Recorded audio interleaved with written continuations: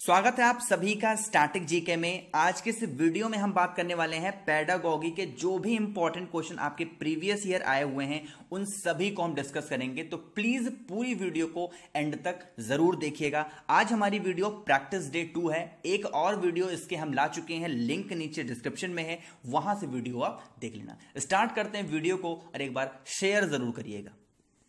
First question है हमारे सामने और प्लीज क्वेश्चन की नंबरिंग पे ध्यान मत दीजिएगा कि निम्न में से कौन सी सृजनात्मकता की विशेषता नहीं है, यानी कि क्रिएटिविटी की विशेषता नहीं है। ऑप्शन है नवीन कार्य की खोज, यानी कि जो नए नए कामों की खोज होती है एक्चुअली में वो भी क्रिएटिविटी ही मानी जाती है। बी ऑप्शन है मौलिकता, यानी कि इंग्लिश में कहें तो फंडामेंटल की जो होती है वो भी हमारी क्या होती है, एक तरीके से क्रिएटिविटी होती है।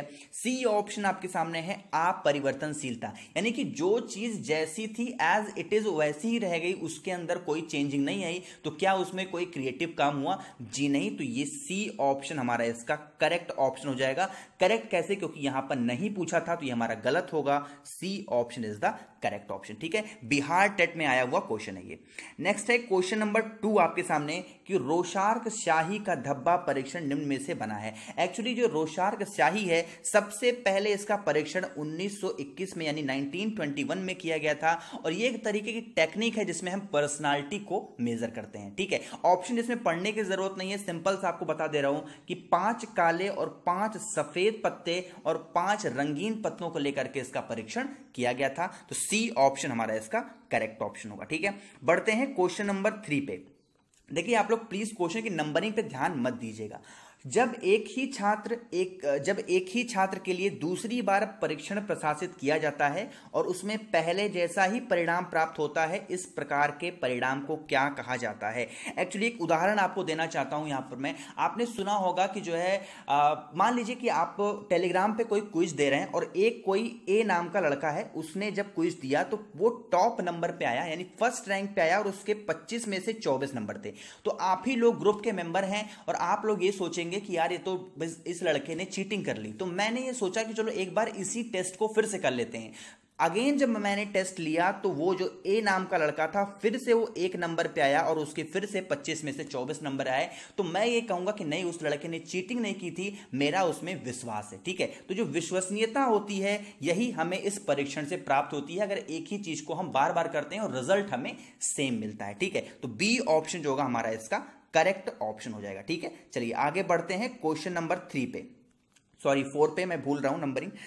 निम्नलिखित में से कौन सा वस्तुनिष्ठ प्रश्न है? वस्तुनिष्ठ का मतलब आपको पता होगा, इसमें होता है कि जो आप कह सकते हो ऑब्जेक्टिव टाइप का क्वेश्चन कौन सा होता है। ठीक है, अब यहां पर पहला ऑप्शन है मुक्त उत्तर वाले प्रश्न। देखिए मुक्त उत्तर वाले प्रश्न मतलब कि जो भी मन में आ रहा है वो लिख दिया जा रहा है, तो ये चीज ऑब्जेक्टिव नहीं होती है, तो पहला तो हमारा भाई गलत है। ठीक है, बी ऑप्शन है लघु उत्तरात्मक प्रश्न, यानी कि छोटे छोटे आंसर को लिख देना, ये भी ऑब्जेक्टिव में नहीं आता। ऑब्जेक्टिव का सिंपल समझो मतलब होता है ट्रू या फिर फॉल्स। ठीक है, सिर्फ एक लाइन में आंसर देना, एक पॉइंट में आंसर देना, वही होता है ट्रू फॉल्स। तो यहां पर सी ऑप्शन में आपके सामने लिखा हुआ है सत्य या फिर असत्य, तो 21 का C option is the correct option होगा। ठीक है, नेक्स्ट है क्वेश्चन नंबर जो भी हो, यदि उन्हीं छात्रों को वही परिणाम लगातार प्राप्त होता है तो वह एक आकलन है। देखिए सेम क्वेश्चन है लेकिन क्वेश्चन की जो लैंग्वेज है थोड़ा सा बदल दी गई है, इसलिए इस क्वेश्चन को मैंने इंक्लूड किया यहां पर। इसका फिर से वही आंसर होगा विश्वसनीयता, तो सी ऑप्शन हमारा इसका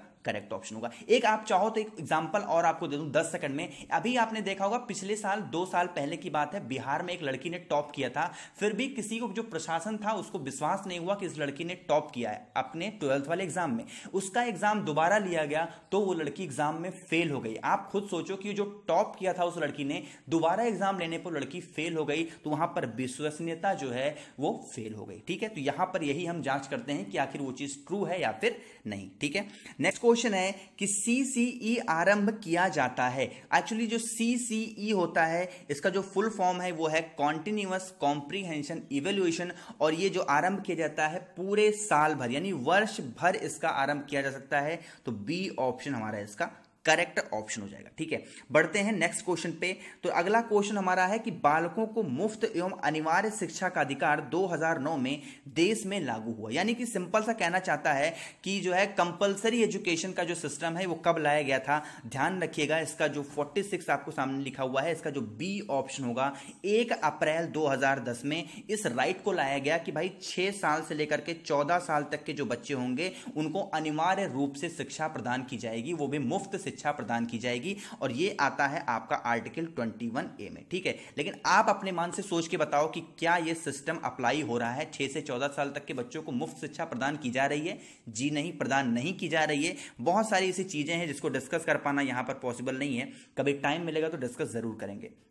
नेक्स्ट क्वेश्चन है कि सूक्ष्म शिक्षण चक्र का प्रथम पद क्या होता है। अब सूक्ष्म शिक्षण का मतलब हो गया कि माइक्रो टीचिंग का यहां पर बात की जा रही है। तो इसका जो पर्पस होता है आपको बता दूं कि जो टोटल टाइमिंग होती है माइक्रो टीचिंग की वो होती है 36 मिनट। आपको पता होगा, आपने पढ़ रखा होगा। और टोटल जो स्टेप होते हैं वो होते हैं 6 स्टेप। ठीक है, तो ये पूछ रहा है प्रथम पद, जो प्रथम स्टेप होता है वो क्या होता है। सबसे पहले आप जान लो कि जो प्लानिंग बनानी होती है वही इसका जो माइक्रो टीचिंग होता है ये उसका फर्स्ट स्टेप होता है। तो सी ऑप्शन हमारा इसका करेक्ट ऑप्शन हो जाएगा। देखिए यूपी टेट पेपर 1 में आया हुआ क्वेश्चन है 18 नवंबर 2018 में। ठीक है, जितने क्वेश्चन कराऊंगा सब प्रीवियस ईयर आए हुए क्वेश्चन होंगे। नेक्स्ट क्वेश्चन आपके सामने है, शिक्षा का उद्देश्य होना चाहिए, यानी कि जो एजुकेशन है उसका ऑब्जेक्टिव क्या होना चाहिए ये यहां पर आपको बताना है। ठीक है, विद्यार्थियों को परीक्षा के लिए तैयार करना, सिर्फ जो है पेपर की यहां पर बात नहीं कर सकते हम। अगर कोई बच्चा है उसको शिक्षा, हमको एजुकेशन देना है तो सिर्फ पेपर की बात नहीं करनी चाहिए। बी ऑप्शन है, विद्यार्थियों में व्यावसायिक कौशल का विकास करना, अभी से बिजनेस नहीं करानी है। सी ऑप्शन है, विद्यार्थियों में सामाजिक चेतना का विकास करना। यह भी कोई बहुत बढ़िया परफेक्ट आंसर नहीं जा रहा है एजुकेशन का। लेकिन जो आप देखो डी ऑप्शन है, विद्यार्थियों को व्यवहारिक जीवन के लिए तैयार करना, मतलब कि आपका जो नेचर है, आपका जो व्यवहार है, दूसरों से बात करने का, रहने का तरीका है वो अच्छा होना चाहिए। यही मेन ऑब्जेक्टिव होता है एजुकेशन का। तो डी ऑप्शन हमारा इसका करेक्ट ऑप्शन हो जाएगा। ठीक है, आई होप कि वीडियो आपको पसंद आ रही होगी। तो प्लीज यार वीडियो को एक बार लाइक जरूर करिएगा। वीडियो पहली बार देख रहे हैं तो सब्सक्राइब बटन पर प्रेस जरूर करिएगा। नेक्स्ट क्वेश्चन आपके सामने है कि पाठ्यक्रम निम्नलिखित में से शिक्षण के कौन से चर में आता है। ठीक है, आप एक चीज यहां पर समझने की कोशिश करना कि जो पाठ्यक्रम होता है उसको हम इंग्लिश में कहते हैं कैरिकुलम। ठीक है, तो कैरिकुलम में सबसे पहले क्या चीज ध्यान देनी चाहिए, स्वतंत्र चर। ठीक है, तो स्वतंत्रता की ऐसी कोई बात पाठ्यक्रम में नहीं होती है, तो ये तो हमारा गलत हुआ। बी ऑप्शन है मध्यस्थ चर, यानी कि इंटरवेन वेरिएबल की यहां पर बात की जाती है। तो बी ऑप्शन हमारा बिल्कुल सही हो जाएगा। कैरिकुलम में इंटरवेन वेरिएबल यानी कि मध्यस्थ चर का बहुत ज्यादा रोल होता है। तो बी ऑप्शन हमारा सही हुआ। बिहार टेट पेपर 1 में आया हुआ क्वेश्चन है। ठीक है, नेक्स्ट क्वेश्चन है कि छात्रों को ठीक, शाबाश, बहुत अच्छा कहना क्या होता है। आपने सुना होगा स्कूलों में कि जो है टीचर कहते हैं बेटा बहुत अच्छा काम किया आपने, वेरी गुड, एक्सीलेंट, इसी तरीके से करते रहो। तो ये क्या कहलाता है? एक्चुअली ये एक पॉजिटिव वे की तरफ हमें ले जाता है। तो जो नकारात्मकता चीज है सबसे पहला तो इसको गलत कर दो। शाब्दिक पुनर्बनन बी ऑप्शन है। तो सिर्फ मुंह से बोल करके ही नहीं, यानी कि अंदर नेगेटिव चीज भरी हो और बच्चे से आप सिर्फ मुंह से ही चीजें बोले जा रहे हैं कि अच्छा किया और अंदर नेगेटिव भरी हो, तो ये चीज भी गलत हुई। लेकिन जो सी ऑप्शन आपके सामने है सकारात्मक यानी कि पॉजिटिव जो है आपको रीइंफोर्समेंट की जो हम बात करते हैं वो हमारा यहां पर सही होगा। तो सी ऑप्शन इसका करेक्ट ऑप्शन होगा। डी ऑप्शन आप देखो यहां पर लिखा हुआ है अशाब्दिक पुनर्बनन। इसका मतलब हो गया कि जो टीचर है सिर्फ आंख ऐसे दिखा दिया, उसको डरा दिया, धमका दिया, तो ये बच्चा जो है अशाब्दिक तौर पर भी क्या होता है, डीमोटिवेट हो जाता है। तो चौथा भी हमारा गलत हुआ। सिर्फ पॉजिटिव वे ही बच्चों से बात करना, तो ये हमारा करेक्ट ऑप्शन होगा। ठीक है, यूपी टेट पेपर 1 में आया हुआ क्वेश्चन है ये। नेक्स्ट है क्वेश्चन नंबर 59, जो भी क्वेश्चन हो ये, निम्न में से कौन सा सीखने के नियम में सम्मिलित नहीं है, यानी कि आपको लर्निंग करनी है, सीखने में कौन सी चीज इसमें से अच्छी नहीं है। ठीक है, तत्परता, तो क्या तत्परता बिल्कुल सही बात है। यहां पर आपको कोई भी चीज सीखनी है तो आप उसके लिए तत्पर जब तक नहीं होंगे तब तक आप सीख नहीं पाएंगे। बी ऑप्शन अभ्यास, तो प्रैक्टिस हर जगह जरूरी होती है। डी ऑप्शन है प्रभाव, आपको यह भी जानना हो चाहिए कि ये चीज मैं सीखूंगा तो ये मेरे लाइफ पे क्या इफेक्ट डालेगा। तो चौथा भी हमारा सही हुआ। लेकिन जो सी ऑप्शन है खेल का जो है सीखने से ऐसा कोई भी परिवर्तन नहीं होने वाला है। तो सी ऑप्शन हमारा इसका करेक्ट ऑप्शन होगा, क्योंकि यहां पर नहीं पूछा था। ठीक है, बिहार टेट में आया हुआ क्वेश्चन था ये। नेक्स्ट क्वेश्चन है कि निम्न में से कौन सा विकास का सिद्धांत नहीं है, यानी कि जो डेवलपमेंट है उसकी थियरी नहीं है, या फिर आप कह सकते हो उसके अंतर्गत नहीं आता है। पहला ऑप्शन है विकास क्रमबद्ध होता है, बिल्कुल सही बात है। विकास जो होता है, जो डेवलपमेंट होता है वो क्रम वाइज होता है, तो सही है। बी ऑप्शन है विकास निरंतर होता है, कॉन्टिन्यूअस होता है, बिल्कुल सही बात है। सी ऑप्शन विकास लंबवत ना होकर वर्तुलाकार होता है, ये भी बिल्कुल सही बात है।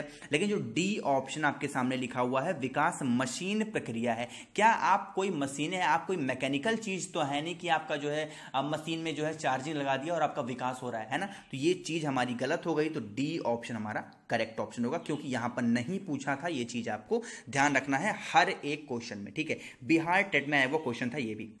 नेक्स्ट क्वेश्चन है कि एक बालक की केंद्र से चारों ओर विकास की दिशा डैश कहलाती है। सिंपल सा क्वेश्चन कह रहा है कि जो है केंद्र से, यानी कि मान लो कि ये कोई केंद्र है, इससे जो है चारों ओर विकास हो रहा है, ठीक है। तो आप यहां पे देखो नजदीक से आप दूर की तरफ ही तो जा रहे हो, कि आप ऊपर से नीचे तो आ नहीं रहे हो, आप यहां केंद्र से और आगे की तरफ बढ़ रहे हो, ठीक है। तो एक ही ऑप्शन यहां पर दिख रहा है, बहुत ज्यादा पढ़ने की जरूरत नहीं है, कि समीप से दूर होना ही ये कहलाता है। तो बी ऑप्शन हमारा इसका करेक्ट ऑप्शन हो जाएगा। DSSB प्राइमरी शिक्षक परीक्षा में आया हुआ क्वेश्चन था ये, ठीक है। नेक्स्ट बढ़ते हैं क्वेश्चन नंबर पे कि किस उम्र में बच्चे मित्र बनाने के इच्छुक होते हैं। इंपॉर्टेंट क्वेश्चन ये है, आप समझने की कोशिश करना। जब बच्चा प्लेइंग एज में होता है, यानी कि खेलने के एज में होता है, तो उसका मन होता है कि मेरा कोई मित्र हो जिससे मैं रोज उसके साथ खेल सकूं, और ये होता है जब बच्चा 3 वर्ष की उम्र का होता है। तो बी ऑप्शन हमारा इसका करेक्ट ऑप्शन हो जाएगा, ठीक है। नेक्स्ट क्वेश्चन है कि शैशवावस्था की विशेषता नहीं है, यानी कि जब बच्चा 0 से लेकर के 2 साल तक होता है उसी को हम शैशवावस्था करते हैं, और पूछ रहा है कौन सी विशेषता नहीं है, ठीक है। ऑप्शन है शारीरिक विकास की तीव्रता, बिल्कुल सही बात है। बच्चा छोटे से ही बहुत जल्दी आगे बढ़ता है, उसका शरीर का जो विकास होता है बहुत ज्यादा होता है, ठीक है। नेक्स्ट ऑप्शन जो है दूसरों पर निर्भरता, बिल्कुल सही बात है। बच्चा छोटा है वो तो दूसरों पर क्या होता है, डिपेंडेंट होता है, कि मेरे लिए कुछ लेकर आएंगे, मुझे खाने के लिए देंगे, ठीक है। तो ये डिपेंडेंट होता है। सी ऑप्शन है नैतिकता का होना, ठीक है। ये चीज गलत है, मोरलिटी अभी यहां पर नहीं आएगी, क्योंकि बच्चा इतना छोटा है कि अभी उसको सही और गलत का अंदाजा नहीं है। अगर मान लीजिए आप उसके लिए कोई चॉकलेट लेकर के आए हो, आप चाहो तो चोरी करके लेके आए हो, कहीं से छीन करके लेके आए हो, उससे मतलब नहीं है, उसको चॉकलेट मिलने से मतलब है। तो सी ऑप्शन हमारा इसका करेक्ट ऑप्शन हो जाएगा, ठीक है। रीट में आया वो क्वेश्चन है 2015 में। नेक्स्ट हम बढ़ते हैं क्वेश्चन पे कि एक बाल विकास की अपनी प्रारंभिक अवस्थाओं में वस्तुओं पहले देखता है। अब सिंपल सी चीज है यार, जो चीज बड़ी होगी वो चीज हम सबसे पहले देखेंगे, कि जो चीज छोटी होगी वो चीज सबसे पहले देखेंगे। सिंपल सी बात है, जो चीज सबसे बड़ी होगी उसको हम सबसे पहले देखेंगे। एक ही ऑप्शन यहां पर है बड़ी का, तो सी ऑप्शन हमारा इसका करेक्ट ऑप्शन हो जाएगा। देखो कितने आसान से क्वेश्चन आते हैं, आप लोग परेशान बिल्कुल मत होया करो, पेडागॉगी है, सिंपल सा कॉमन सेंस लगाने जैसा चीज होता है इसमें, ठीक है। DSSB प्राइमरी शिक्षक परीक्षा में आया वो क्वेश्चन था ये भी। नेक्स्ट हम पढ़ते हैं, और इस सेशन का आज का हमारा लास्ट क्वेश्चन है कि परिपक्वता का एक उदाहरण है कि जब बालक सीखता है, यानी कि मैच्योरिटी का इसमें से कौन सा एक एग्जांपल है जब बालक सीखता है, ठीक है। सिंपल सा आप समझने की कोशिश करो, जब बच्चा चलना स्टार्ट कर देता है तो आप ये कह सकते हो कि ये मैच्योर बच्चा हो गया है, वो सीख गया है चलना। तो ए ऑप्शन हमारा इसमें करेक्ट ऑप्शन हो जाएगा। बाकी को आप कोई भी चीज देखो, चित्रांकन करना, कोई पेंटिंग करने जैसा है, साइकिल चलाना, पढ़ना, ये चीज जो है उसको मैच्योरिटी की तरफ नहीं ले जाती है। लेकिन जैसे ही बच्चा चलना स्टार्ट होता है तो आपके अंदर आता है अच्छा धीरे धीरे बच्चा बड़ा होता है, इसका मतलब इसीलिए बच्चा चल पा रहा है, ठीक है। तो ए ऑप्शन हमारा करेक्ट ऑप्शन होगा। हरियाणा टेट में आया हुआ क्वेश्चन था ये। तो आज हमने लगभग 20 क्वेश्चन को कवर कर लिया। आई होप की वीडियो आपको जरूर पसंद आई होगी, तो एक बार प्लीज लाइक कर दीजिएगा, अपने दोस्तों के साथ शेयर करिएगा, जो भी इस वीडियो में शामिल नहीं हो पाए हैं, जिनको नहीं मिल पाई ये वीडियो, उनको शेयर करिएगा। And thank you so much for watching this video. Keep smiling, stay home, stay safe.